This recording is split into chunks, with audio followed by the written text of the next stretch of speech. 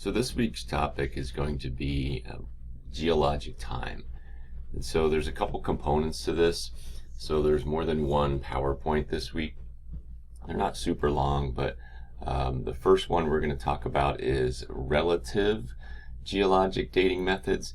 And then we'll do some absolute. So we need both of these components to kind of put together our geologic time scale. And so if you go through the PowerPoint, which I still want you to do, even though I'm kind of covering a few of these main topics here, so I'm not going to go over everything in the PowerPoint. And like I said, the ideal way to do the PowerPoints is to download them and then run them in presentation mode. And then you'll click your mouse as you move through, and because there's some animations and there's some things that kind of overlap or come in at certain times to kind of give it a logical order. So definitely would recommend that you view the PowerPoints in that mode. Okay, so the geologic timescale, here's a picture of one. It is definitely a complicated image here. There's a lot of information. But what you're seeing are two parts to the scale.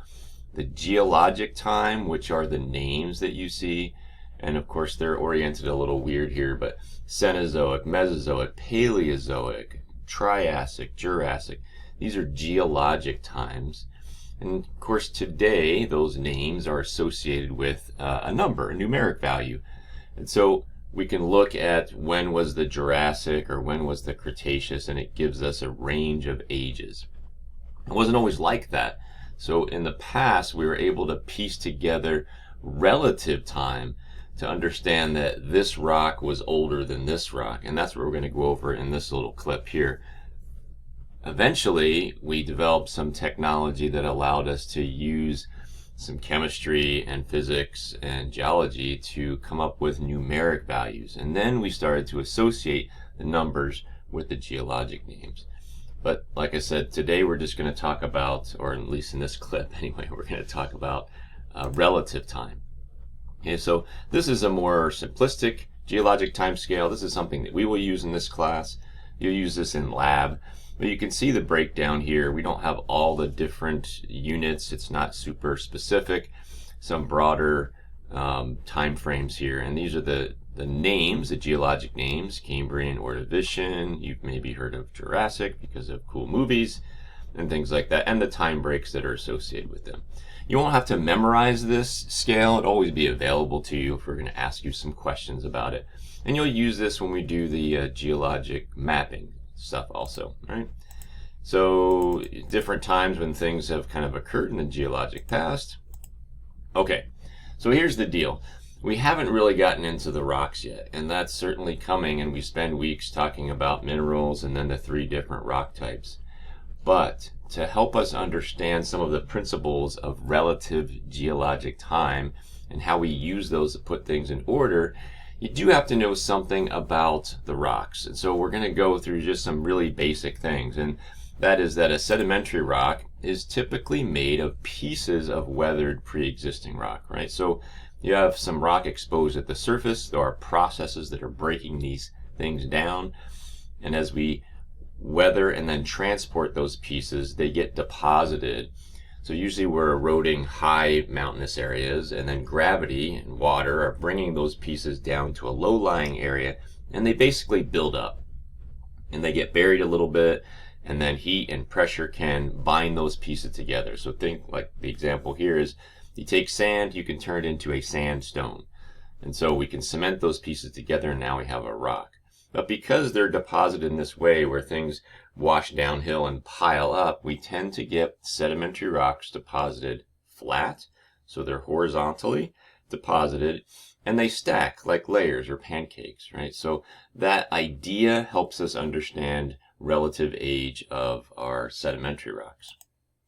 If we jump to igneous rocks, the definition of that is basically just molten rock that has cooled and crystallized. But that can happen in two different locations.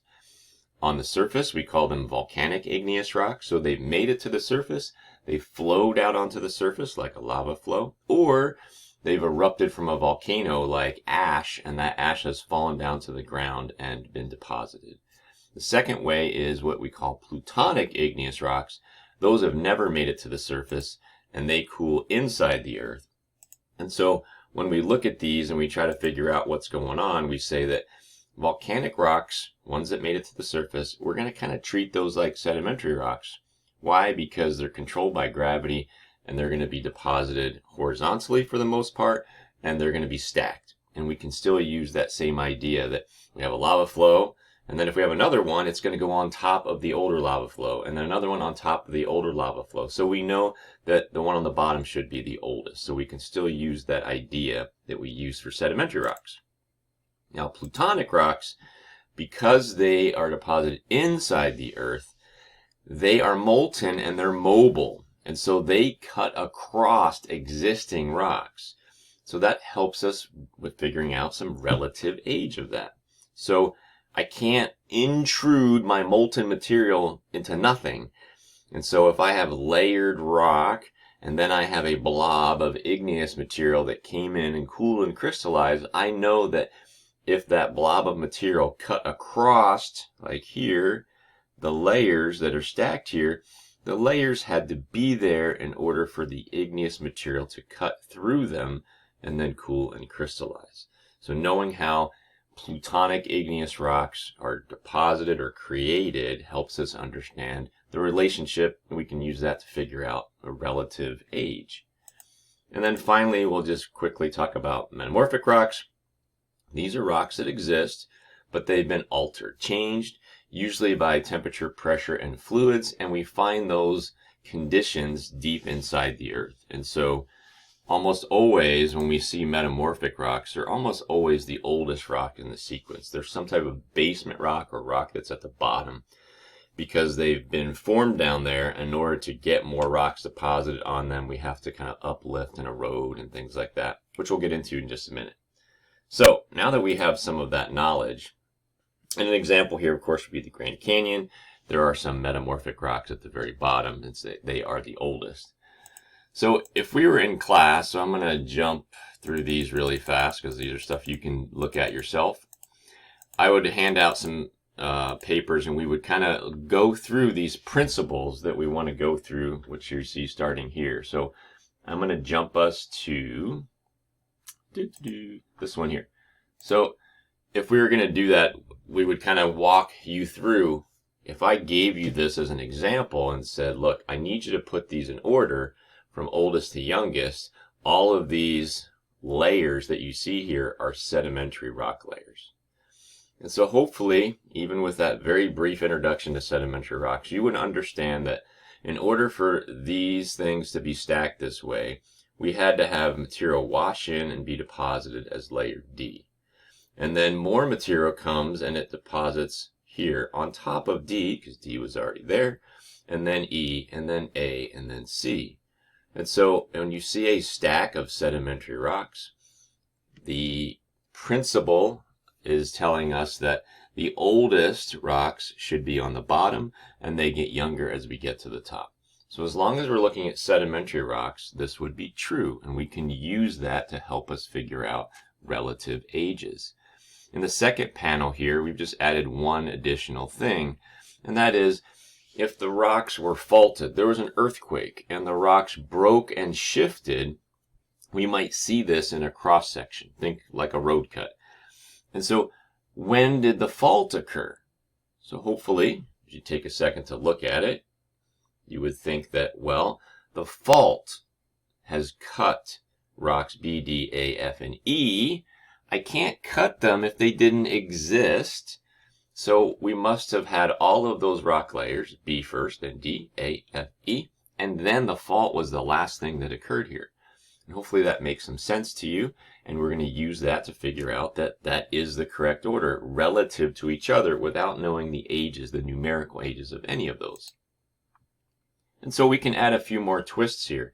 So this top panel here, once again, has a stack of sedimentary rocks. We know their order, but we've introduced something else, this layer B.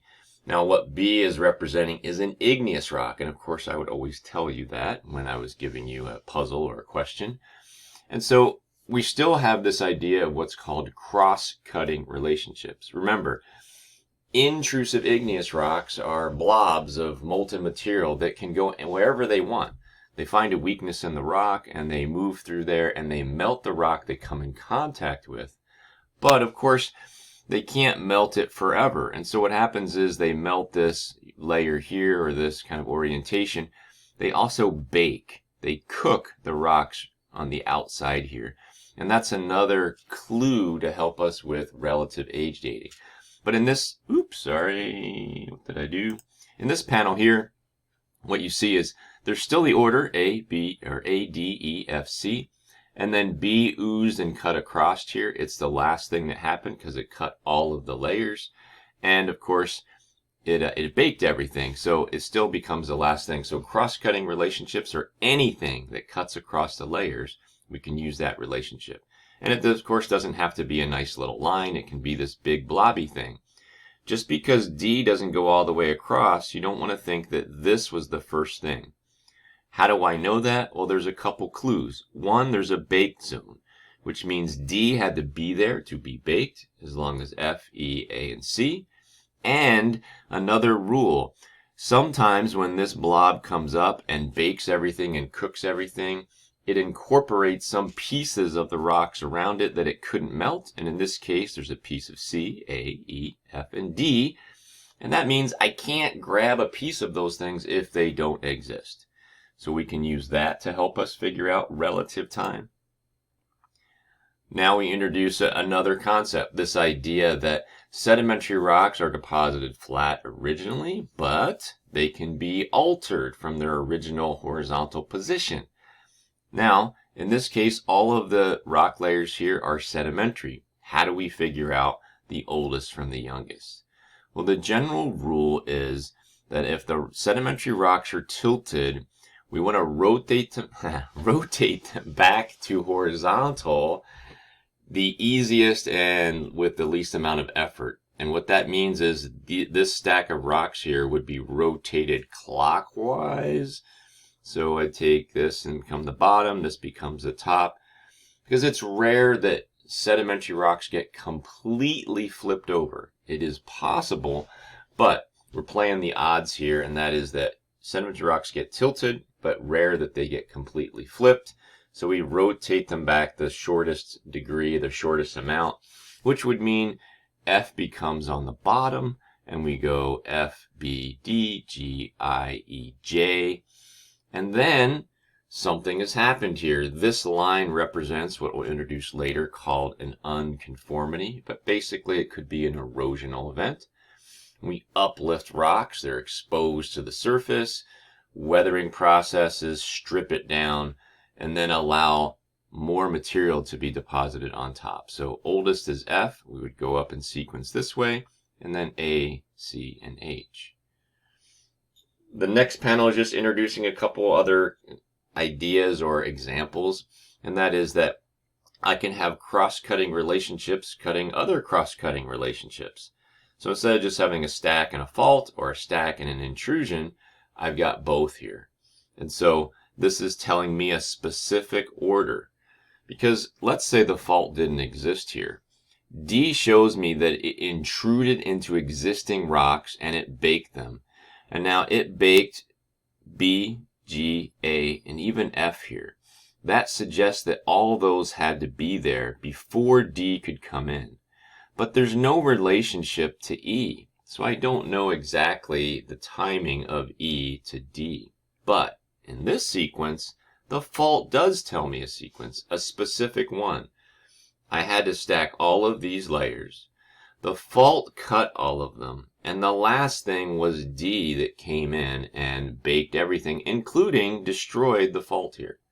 So the order here would be B, G, A, F, E, fault C, and then this intrusion of D. Okay, and then the last one, I just want to show you how important a baked zone can be. And so what you'll see here is two examples that look very similar. The difference is E is an igneous rock. Everything else is sedimentary. These two have different sequences. What you're seeing in the top panel is that E has a bake zone only on the bottom. What does that tell me? It tells me that A did not exist when that molten material was deposited, and it gives me an indication that it was a lava flow. So it came up, oozed through the earth somewhere that's not on this panel, came to the surface and flowed along the surface. The top part was exposed to air. There was no rock to bake. But the bottom, of course, is running along the ground, and it's cooking those layers or the rock that it's touching. As it cools and crystallizes, it becomes a layer. Then later on I can stack. So it's just D, B, E, A, and C. And then in this panel, because there's a bake zone on the top and the bottom, it is telling me that A had to exist when E came up and oozed its way between the layers here. And so this is an intrusive igneous rock. This is a volcanic, right? Made it to the surface. This one did not. It oozed up somewhere away from this little panel, found a weakness, and then decided it was easier to squeeze between layers. So it did so. It melted some of that material. It baked top and bottom. So in this sequence, D, B, A has to come next. Then E oozed in between, and then C. Or, once again, there's not a direct relationship between E and C, so there's another possibility here. D, B, A. Those have to happen in that order. We could then have C, and the last thing could be E oozing in between there. So those are the two different possibilities. So everything doesn't always interact with everything, so you don't always have a perfect sequence. You do the best you can, and in some cases you don't know what you can, you don't know the exact answer, right? The exact order. Okay, so that's kind of what we have done in class to kind of help you understand the principles that I would have you go through, which would be really fast, because I don't want this video to be too long, is that the idea that sedimentary rocks are deposited horizontally, so that's this one. That if there's some tilting of sedimentary rocks, it tells us that there's been some event, like an uplift or an earthquake or something, which can be useful. The idea that these layers are continuous, so if there's an erosional feature that cuts them, we can still argue that the rocks across the canyon are the same rocks and were deposited in the same kind of environment, right? And that applies, remember, for volcanic rocks like volcanic ash, which is what a tuff is, or a lava flow. And then the superposition is a powerful one. It's the idea that in sedimentary rocks or volcanic rocks, we can say that on the bottom is old and it gets young as you go up the sequence. So in the Grand Canyon, Supai group is older than Hermit, which is older than Coconino, which is older than Toroweap, which is older than Kaibab.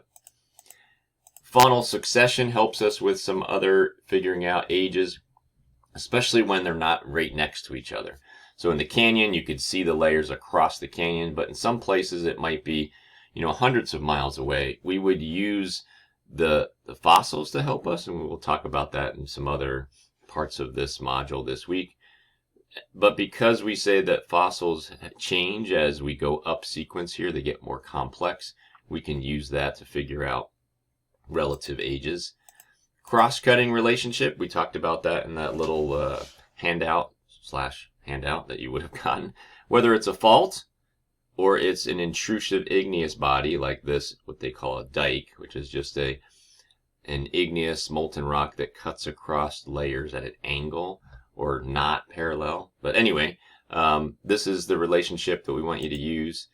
And then the inclusions one, I did kind of talk about that briefly, and that's the idea that pieces sometimes get trapped in this molten rock as it moves around.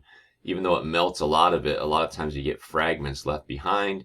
Those are here, and so we can use that to tell that, oh, this rock had to be available to be trapped in here, and that's how we know a relative age of that. And so we can see some examples of that. It might look something like this, right? So this is a weathered surface. This is where we have pieces that have been trapped inside, let me get my arrow, inside the molten rock, right? We're going to call it granite. We see that in Hole in the Rock Butte. If you go toward, Phoenix Zoo, right? There's some areas there where there's this couple different layers here. They're different ages. but there are pieces of this granite in both of these two layers, which tells us that the granite had to be there to be eroded and have fragments available to be captured or incorporated in these layers here, right? So we see that here's the granite, kind of hard to see in that picture, but it has crystals and not pieces. But then if we look at this, what's called a breccia, fragments of this are trapped in here, and that gives us a relative age for that. Okay, that's a lot, I know, so we're going to call it there, and then we'll talk about unconformities in the next video.